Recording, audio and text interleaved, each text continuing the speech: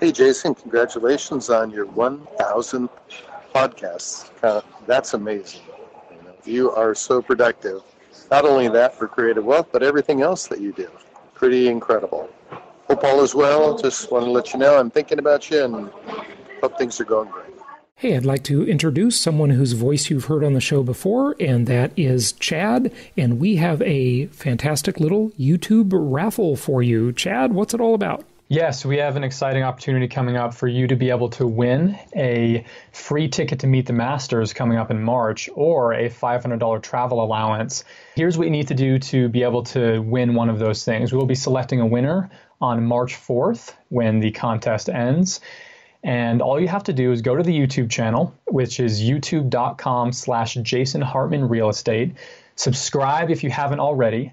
Then pick any video to watch. There's a variety of categories, everything about real estate investing, from finding the right markets, analyzing real estate deals, the economics of real estate investing, property management, financing. There's a whole wide range of videos that you can choose from, and choose one that you think would be interesting to you, watch it, and then go to the comments section and comment just a quick one-sentence comment on something that you learned from that video.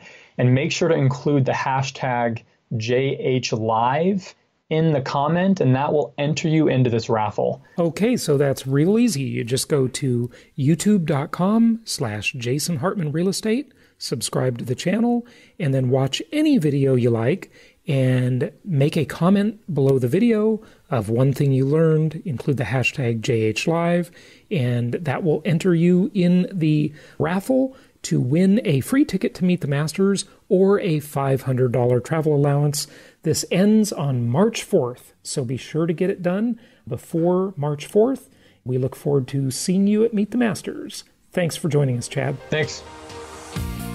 Welcome to the Creating Wealth Show with Jason Hartman. You're about to learn a new slant on investing, some exciting techniques, and fresh new approaches to the world's most historically proven asset class that will enable you to create more wealth and freedom than you ever thought possible. Jason is a genuine self-made multimillionaire who's actually been there and done it. He's a successful investor, lender, developer, and entrepreneur who's owned properties in 11 states, had hundreds of tenants, and been involved in thousands of real estate transactions. This program will help you follow in Jason's footsteps on the road to your financial independence day.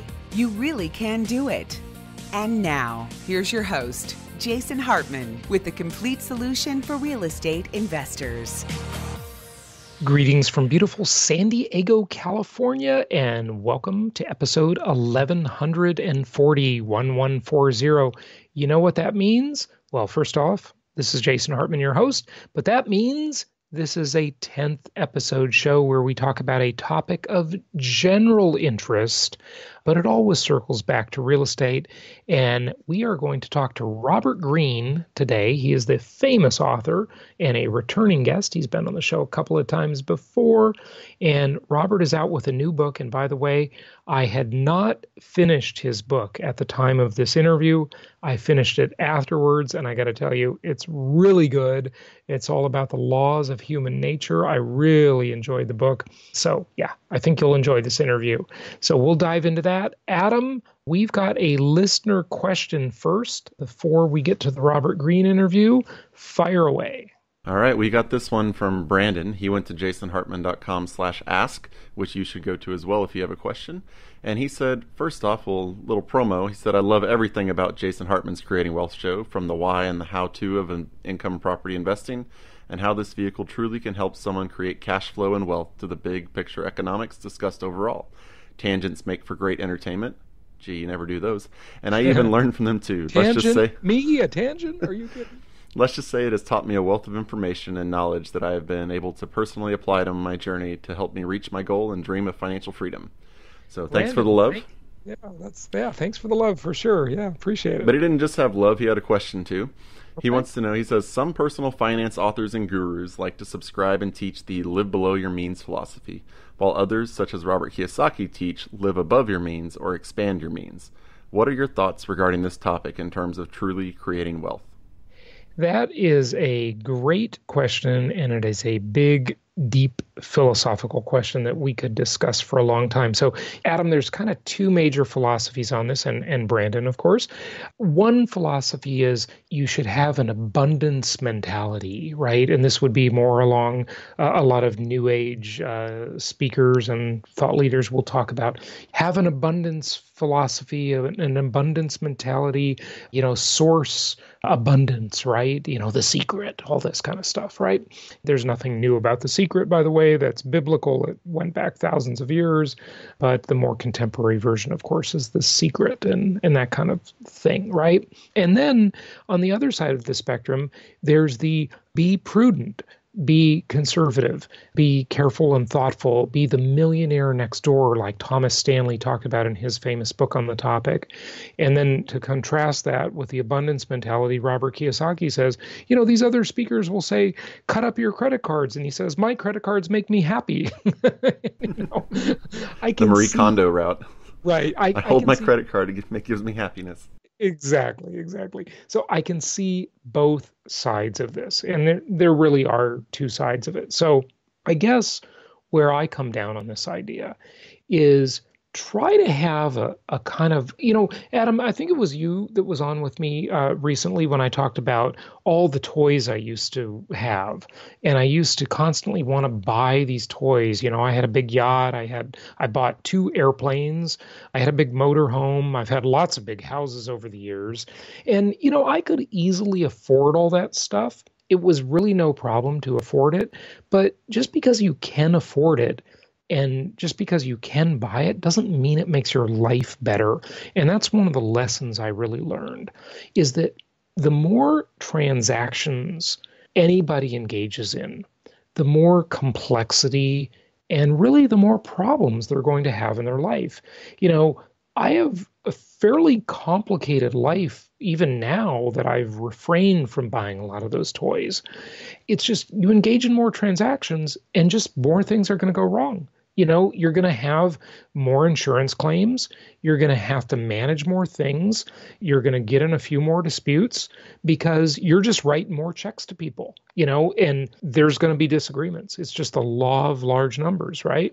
And so the abundance concept of living above your means or that kind of idea isn't necessarily going to make you happier. And believe me, I can tell you that for sure. And by the way, we talk a lot about money on this show because, hey, that's what the show's about, right? It's about creating wealth. And money does not make you happy. Okay, I hope I didn't burst anybody's bubble. It definitely does not make you happy, but it will positively, I can guarantee you, it will positively make you happier than poverty. That I can promise. Okay. So the other philosophy here is the famous book, The Richest Man in Babylon. As I recall, I read that book many, many years ago, but the idea was to live on 70% of your income and save 10% of it, invest 10% of it, and give 10% away. That philosophy was like the 70, 10, 10, 10 philosophy, right? So there's all kinds of thinking on this stuff. But I would say that the best thing to do is to be generous with others and reward yourself in fairly reasonable and smaller ways. It doesn't have to be massively extravagant, okay?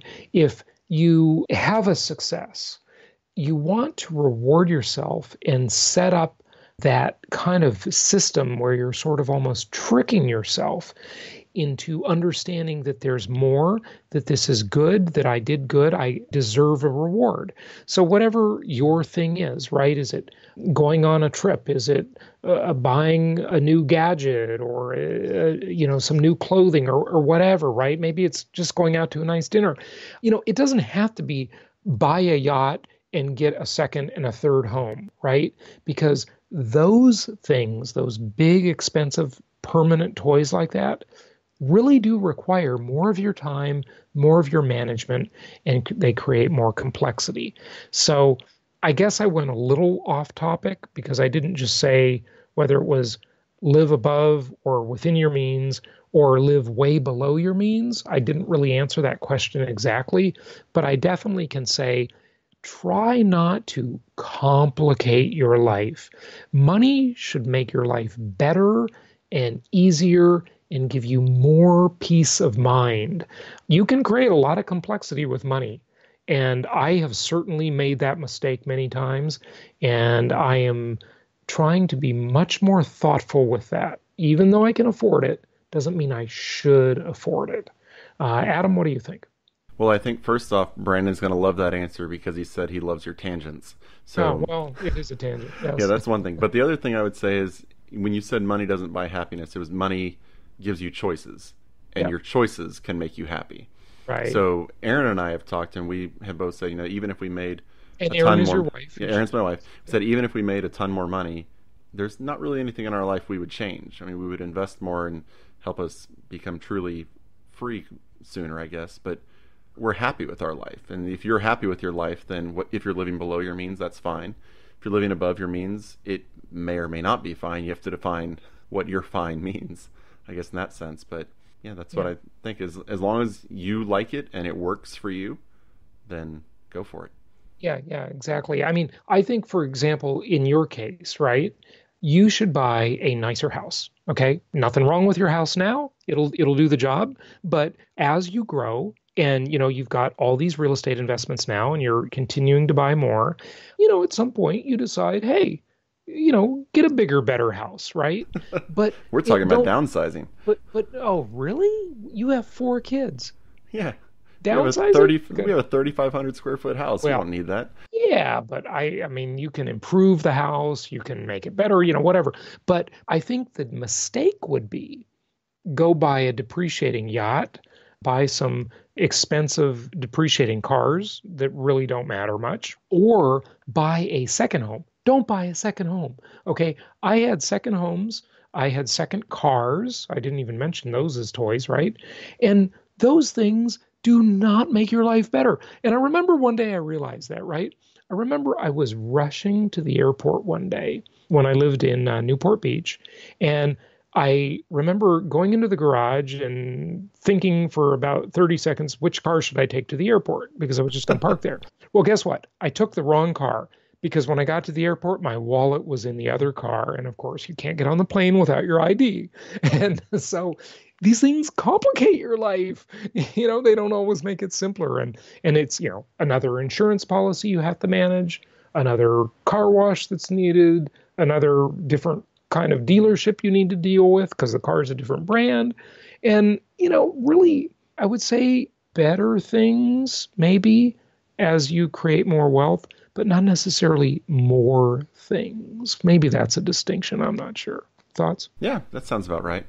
I would agree with that. Well, hey, we are talking today about the laws of human nature, and our guest is Robert Greene. I hope you're joining us for Meet the Masters. We should explore this topic more. I'd love to hear some more. jasonhartman.com/ask. And I hope I at least made some attempt to answer that question.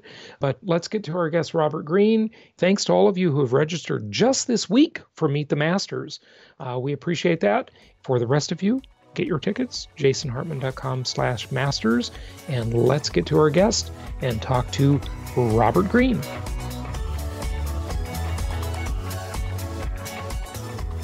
It's my pleasure to welcome a returning guest back to the show, and that is none other than Robert Greene. He's out with his 6th book now. He is a very well-known author on subjects relating to power and strategy. His newest book is called The Laws of Human Nature. Robert, welcome back. How are you? I'm fine. Thanks for having me, Jason. Good. It's good to have you. So tell us about the new book, and there's a lot we can do, obviously, to master ourselves, and you've got the book on mastery and laws of seduction and power and so many. All of your works are like this whole, it's a dive into history. They're fascinating. I mean, really well researched. Well, I wanted to give people kind of a code book for deciphering the behavior of the people around them, because it's my premise that a lot of the problems that we suffer from in life come from the fact that we basically misunderstand and misjudge the people around us. Mm-hmm. And this means we are very bad at seeing the character of the people that we decide to hire in our business or that we bring in as a partner or a colleague or even as an intimate partner. Mm-hmm. And these kind of bad choices that we make in which we misjudge people's character and what's really happening behind their smiles and the facade they present creates a lot of pain and problems for us. Oh, sure does. It's probably one of the costliest things in life, wouldn't you say? It's got to be the costliest.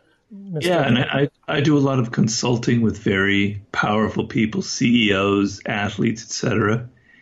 And you'd be amazed at how so many of their problems in life have to do with, they may be great on the basketball court or in coming up with a business plan. Mm-hmm. But when it comes to people and the political nature of people and dealing with them and managing them, they're actually quite inept. Mm-hmm. So I wanted to write a book that I thought would really, really help people in the most practical way and give them a kind of a guide for understanding what's happening behind all the smiles and the facades that people present you. Well, that is a very, very good topic and certainly needed.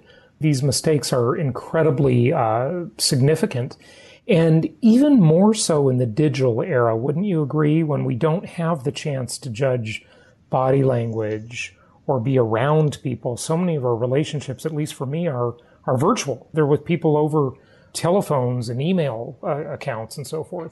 Yeah, we need the people's physical presence because we're basically, I try and make the point in the book that we are animals, mm-hmm. that a lot of what we get from people is not on the conscious level, it has nothing to do with words. It's feelings we get. Mm-hmm. It's nonverbal communication.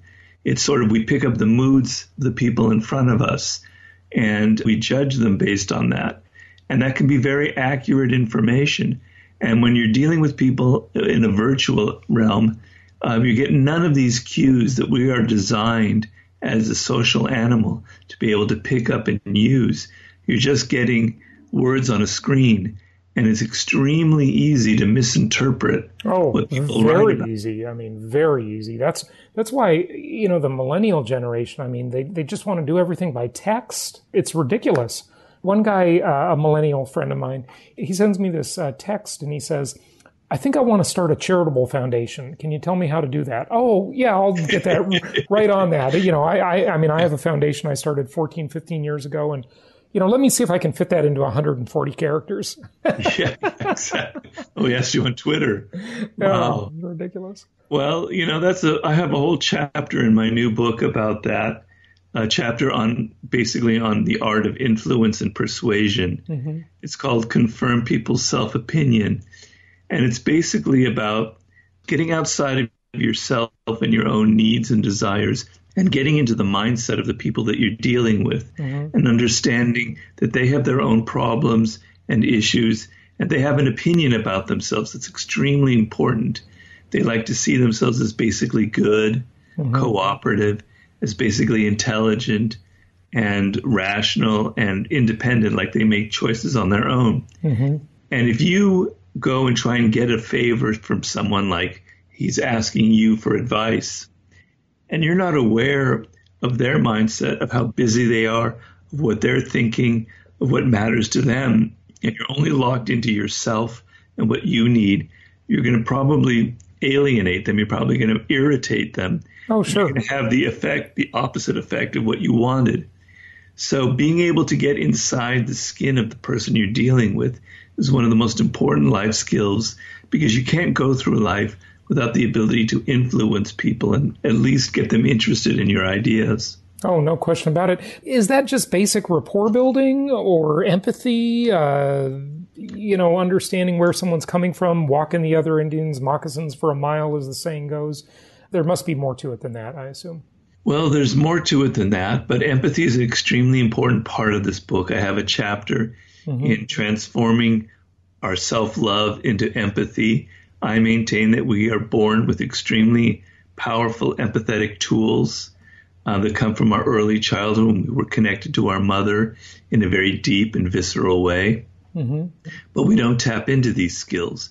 But it's more than that. It's also understanding the individual that you're dealing with, right? And understanding their problems, their issues, and what they're looking for. Mm-hmm. So, for instance, If you're someone who's not powerful and you want to connect to somebody who is powerful, who can help you, perhaps as a mentor or an investor, you have to get into what their needs are and their self-interest is. And you have to take the leap into their psychology and spend the time doing some research and thinking very deeply about what will appeal to them. How can you save them time? How can you make them look better? Right. So it's just not a matter of being empathetic. You have to go deeper than that. You have to look very closely at the individual you're dealing with and figuring out how you can tailor your request to their world and their mindset. Absolutely, absolutely. Any particular action steps on that? I mean, back to that first question that we considered, do you have to always be with someone physically to apply many of the things you outline in the book? No, you don't have to be. You don't have to be, but it's certainly helpful, right? It's very helpful, but I believe that I'm able to discern a lot about people's character through their emails, through their text messages, through their Facebook posts. For instance, that Twitter post that you got from that guy asking for advice, et cetera, reveals an awful lot about that person, reveals a basic selfishness, reveals youth and callowness. They don't have enough life experience to realize how that's going to be received by the other person. You can pick up a lot from, the digital messaging and stuff. You just have to sit there and interpret it and read between the lines. I think I'm very good at getting the subtext of people's posts. But you asked me for something more actionable. The thing you have to realize is that when you're asking people for something, they are naturally going to be resistant to you. People are busy. They have their own concerns, their own problems. Sure. And when you come to them, particularly if they don't know you, they're going to resist you. Why should I spend the time? They're defensive. Right. So your first move always has to be to lower their defenses, to get them to relax in your presence, to get them to feel comfortable with you. So, for instance, this young man, if he was tweeting you or perhaps he got your email, he could have come in with a much more interesting approach, complimenting you about your work and saying, how much you've helped him in your life and saying, I appreciate it, and left it at that, and then hope that you respond and then build a correspondence. At some point, introduce the idea that maybe he could help you in some small way. But your first step must always be to lower people's resistance. And the way to do that is to, what I say, confirm their self-opinion. Make them feel good about themselves. Make them feel that they're respected, that you like them, that there's some kind of rapport between you. Because people will respond to that, and their natural defensiveness to strangers and outsiders will not disappear, but it will lower enough that you might have room to start entering their mind. It's kind of like a military operation. You're trying to break through their defensiveness. If you go hit them straight on like that guy did with his tweet, they're going to be guarded. Wall. Right. You can hit the strong part of their army and they're going to kill you. You come from the side, hit them on the flank, be a little less direct, lower their resistance, you melt it a little bit, you might have room to infiltrate them and gain some traction. You are a master strategist. It's great. Let me share with the listeners, Robert, some of the laws from the table of contents. Master your emotional self. So this is the law of irrationality, the law of narcissism, the law of role playing, the law of compulsive behavior, the law of covetousness, the law of short-sightedness, the law of defensiveness, the law of self-sabotage, the law of repression, the law of envy, the law of grandiosity. I mean, there's so many, the law of gender rigidity. There's a lot here. Yeah, 18 of them. Tell us more. I won't read them all. But what do we do with all of these things? I mean, it's amazing. Human beings are incredibly complex, aren't they? They're much more complex than you think they are. So the people you're dealing with are more complex and are more interesting than you imagine. And we tend, when we deal with people, to simplify them, to project onto them our own wishes and desires, and we're very quick to judge them. Are they good or bad? Do they like us or not like us? I want you to stop that in this book. I want you to judge people less, and your first effort is to understand them, to understand what makes them tick. So the first law, for instance, I'm basically telling you that we are emotional creatures. We're not rational. We're largely governed by our emotions. And so this will help you understand people and understand how you can perhaps influence them or what's guiding their behavior. They'll try to present themselves as being guided by something ideal or some rational purpose, but really there's some deep emotional need that's compelling them. I want you to be aware that people express a lot through nonverbal behavior. They present a facade, a mask of friendliness, of being cooperative, of being a good person. But behind that mask, all sorts of other things are going on. And incredible amounts of information are being emitted through their smiles, through their facial expressions, through their look in their eyes, through their body language when you approach them from an angle. When they first see you, are they excited or are they rigid? Do their feet point away from you? Do their eyes light up? Are they always late when they have an appointment? These are signs that show something about their character.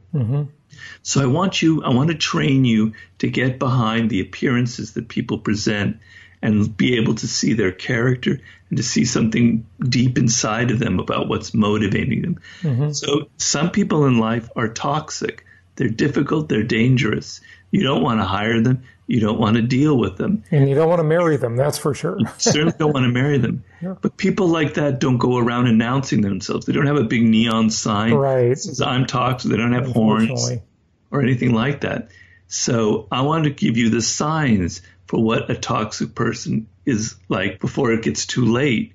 So, for instance, when the chapter on envy is an emotion that nobody ever admits to, and it's very subtle and hard to pick up. But I want to show you the signs that people reveal through their behavior and through their body language and through their actions about that you might be dealing with a toxic, envious type.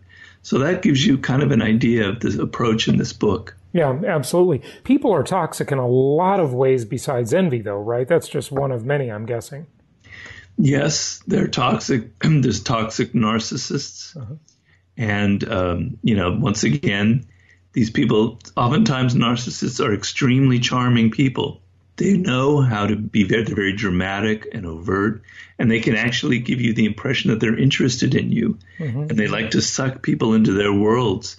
They can even have some charisma. But once you get more and more involved with them, you realize that everything is about them.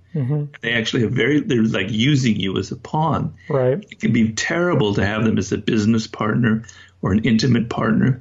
And I want you to see the signs before you get involved with a deep narcissist. I can go through all the other dark qualities. Yeah, right. There's a lot of dark qualities. Are you talking about always non-situational things? Like these are things that are embedded in someone's character? Or can they be situational too? That's a good question. I maintain that all of us are to some degree self-absorbed and that we're all to some degree narcissists. We probably wouldn't have survived if we weren't that way to some extent, right? Yeah. You need a degree of survival self-love is very healthy for you. You need self-esteem and self-love. And in certain situations, we can be pushed into deeper narcissism. Like if we suffer a lot of failure and setbacks, we become more self-absorbed. So situations can have a very big impact on us. But I want to say that these are tendencies embedded in our nature that all of us have. And certainly if we suffer adversity, grandiosity is a chapter that I have in there. And it basically, if we have success in life, suddenly our mind, our self becomes inflated and we get this idea that we're godlike. And that's a situational thing. Whereas normally, maybe we have a little bit of doubt, but then something that we do hits a chord and we get success. Suddenly, we start losing touch with reality and we imagine we have the Midas touch. And so success can be very dangerous. You know what? One of my favorite quotes, Robert, that I repeat often and try and remember in my own life is from Napoleon, who you've studied, obviously. Yeah. The most dangerous moment comes with victory, right? Yeah, that's right. Yeah, that's when we become complacent, we become cocky, and we get that grandiosity. We get a little bit of that, and that can really, really sabotage one's path, can it? Yeah, in my books, each idea is illustrated with a story of history. So there's like a historical icon that represents that. And in that particular chapter, I chronicle the career trajectory of Michael Eisner, the CEO of Disney. Yeah, good. It's good that a contemporary one too. Yeah, great. Who in the 70s was the most successful studio executive at Paramount, and then transferred to Disney and had this incredible run of success. And it went to his head, and he created Euro Disney, and he did all sorts of bad things in the 90s, and slowly in the early 2000s, Disney and its stock was tanking, and he was eventually fired under very bitter circumstances. Yeah. But he got the feeling through this run of success that he had that he could do anything. He could design his own theme park. He could be an architect. He could be a movie director. Right. He could do anything. He wasn't Walt Disney. He was a CEO. He thought he was Walt Disney, but he wasn't. Yeah, no, Eisner's story is a good one. You know what always fascinates me, Robert, is you hear, I mean, we've seen it so many times, young success, the celebrity, and they're 4 years after they become famous, they're in rehab and they've got drug problems and their life is falling apart. I mean, why you would think, you look at the suicide of Robin Williams, you would think, and he's not that example, just a different example, obviously, but you would think these people have like everything going for them. Maybe it really is a curse and not a blessing, huh? Yes. And also, I think about somebody like Anthony Bourdain, for instance. Yeah, there's another example, Kate Spade. But I think what happens in these cases is that kind of the adulation and the success, there's something kind of known as the phony phenomenon, where people who are very successful deep down inside wonder whether they deserve it, that they're a bit phony at the like the imposter syndrome concept? The imposter, that's what I meant. Sorry, you're right. The imposter syndrome complex. That maybe there's a bit of an imposter. I even felt some of that myself. Sure. And so there's a kind of a falseness to what success can do. It makes you, I say in the book, that normally your feet are on the ground. You need to be grounded in reality and your opinion of yourself.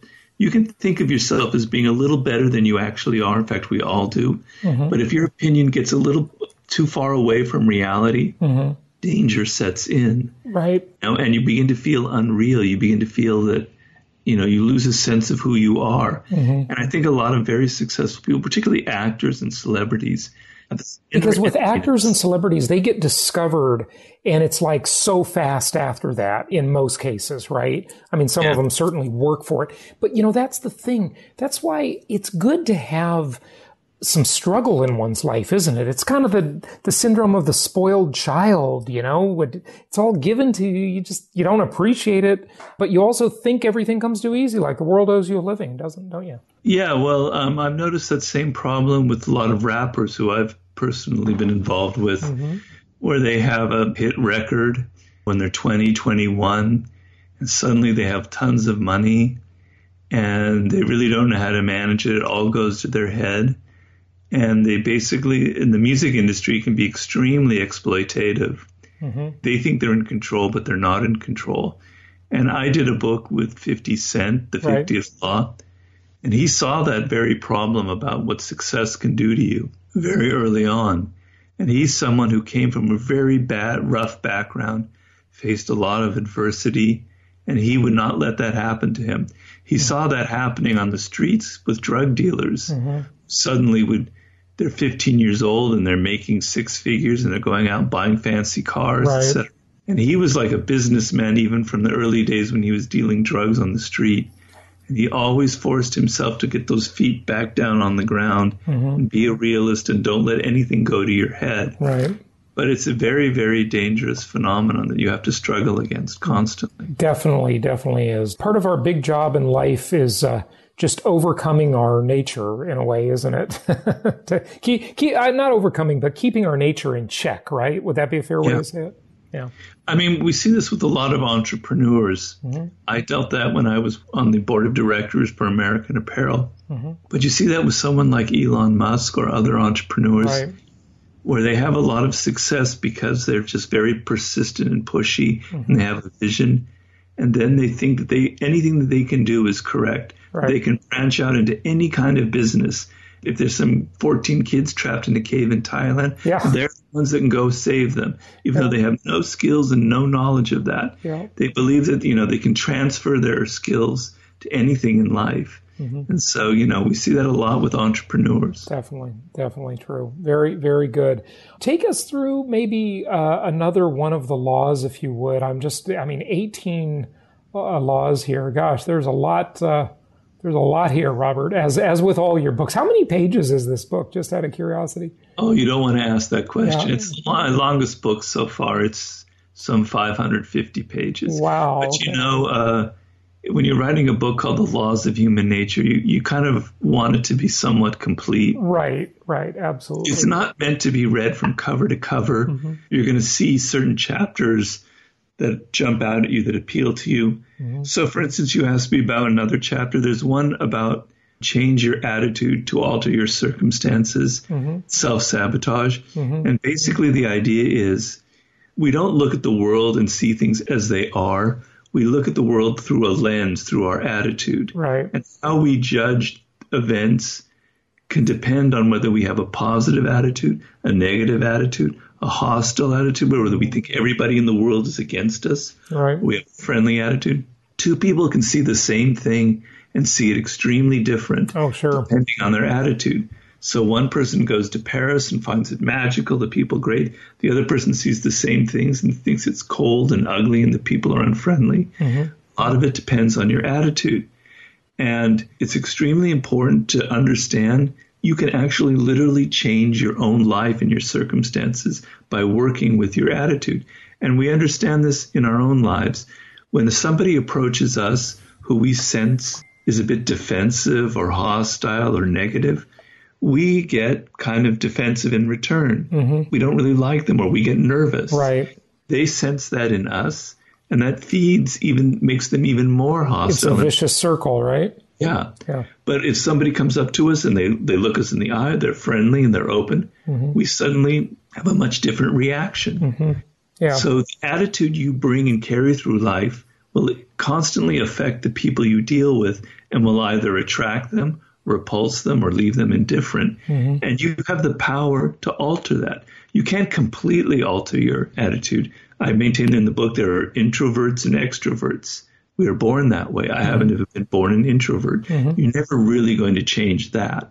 But there are some things you can make your attitude more open. You cannot be afraid of failure. You cannot be so fearful in life. You can judge people less. You can be more open and accepting of what happens to you.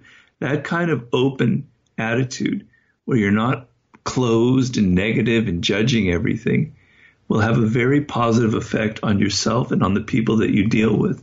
So that's an extremely important chapter. Yeah, very good point. I remember one of my early mentors through his awesome tapes was Earl Nightingale, and he used to say, to ask the role of attitude in someone's success or failure is like asking what is the role of H2O in the Pacific Ocean. It's not everything. It's just almost everything. Exactly. What inspired you to write this book? Why? It's a bit of a shift for you, not completely, of course, but it's kind of a different direction a little bit. Well, I get a lot of emails from people and also my consulting work, and I noticed that a lot of people have this problem, and I mentioned that earlier on, where the number one issue that they have or dilemma is not with technical issues, it's not with their knowledge. Right. It's dealing with people and political issues or managing them. Yeah. And it causes a lot of pain. You don't know how to deal with your rebellious teenage son. You've got a boss who doesn't listen to you, who's kind of cold and expects you to do things. You're dealing with colleagues who you don't trust. You have a partner who is a bad partner and is ruining your business. And people were writing to me, and I sensed their pain and their need for some help. And I wanted to be able to reach them on a very deep level, not just give them sort of superficial advice I wanted to give them a kind of what I call a code book, a book that they can use to help them decipher the behavior of that teenage son, of that boss, of that colleague, of that wife or husband, so that they can start, instead of reacting to what people do or say, they can step back and understand the context of it. It doesn't mean that you forgive and are loving to everyone. A toxic person is a toxic person. Right. by understanding them and understanding what makes them tick, you can have some distance and not get dragged into their emotional drama. Right. So I wrote this book because I was genuinely wanting to help people deal with what I consider the greatest impediment and obstacle in life, their inability to affect or influence the people around them and the bad choices that they make with associates and business partners, etc. Robert, that is so true. I mean, everything you said, you just nailed it, because isn't it odd that we have so many technicians in today's world? There are so many people that understand all the how, that, what software tools to use, how to run systems and set up systems, and that's all great. But I look at things like this as sort of the core foundational philosophy. This is foundational stuff. A lot of people just skip this nowadays, it seems like. Who would you consider the wealthiest man in the world, the most successful investor, business person in the world? Well, that's going to be Warren Buffett, right? Exactly. Yeah. Now, read about Warren Buffett and read him closely, as I have for this book. And this man, one of the most important things that he did, and the key to his success, of course, he did massive research on the companies that he wanted to buy and invest in. But along with that research about the financial and the spreadsheets was in-depth analysis of the character of the CEO that he was going to be involving with or that he was going to put in the position of power. Right. He understood that it's a people business and that on paper, a company may not be as brilliant as something else, but the people leading it are strong, have a vision, are persistent, are smart, are good managers. The company has high morale. He based his judgment on whether to invest in them based on the morale of the employees, based on the character of the CEO. He understood that this is the key component for success in life. Yeah. And a lot of people are not good at that. And you obviously can make wise decisions and go through life without being great with people. I mean, someone like Steve Jobs was brilliant, but he was not a good manager. He's definitely not great with people. But he got better as he got older in life. And he understood his limitations, and he understood he had to hire the right people. Right. I dealt with somebody in my last book, Master, I interviewed. I don't know if you know who Paul Graham is. No. He founded Y Combinator. Oh, okay. Yeah, of course. I've heard of him. Yeah. Y Combinator is the big guy. Extremely successful, a billionaire. Sure. And he realized that he's not good with people. He never will be. Right. Perhaps he's a little bit on the spectrum there. And he realized that he had to marry the person who was very good with people. And he could depend on her to screen the good. So knowing your faults and your deficiencies is extremely important. Not all of us are gifted with great amounts of intuitiveness and empathy. But knowing that you lack that, you can compensate for it in some way. Perhaps you hire a person who will compensate for that weakness. Yeah. But you have to realize this is by far the most important component in your success and your happiness in life. No question about it. You're reminding me all throughout this interview of that Zig Ziglar quote, you can have everything in life you want if you just help enough other people get what they want. It's all about people and dealing with people. And like you said, there are toxic people, and you got to know who to keep and who to throw back, like the fishing metaphor. It's very, very good stuff. I can't wait to dive into this book a little more. The Laws of Human Nature, Robert Greene. Thanks again for being on the show. Give out your website if you would. Of course, the book's available in all the usual places with excellent reviews, I might add. Oh, well, thank you. Yep. Well, the website I have is from my first 3 books. It's pretty much been the same. It's Power, Seduction, and War.com. The and is spelled out. So powerseductionandwar.com. And there you'll find links to my book on mastery and book that I did with 50 Cent called The 50th Law, and to this most recent book, and all of the information you could ever want or not want. Excellent. Good stuff. Robert Greene, thanks again for joining us. Thank you so much for having me, Jason. My pleasure. Thank you so much for listening. Please be sure to subscribe so that you don't miss any episodes. Be sure to check out the show's specific website and our general website, hartmanmedia.com, for appropriate disclaimers and terms of service. Remember that guest opinions are their own, and if you require specific legal or tax advice or advice in any other specialized area, please consult an appropriate professional. And we also very much appreciate you reviewing the show. Please go to iTunes or Stitcher Radio or whatever platform you're using and write a review for the show. We would very much appreciate that. And be sure to make it official and subscribe so you do not miss any episodes. We look forward to seeing you on the next episode.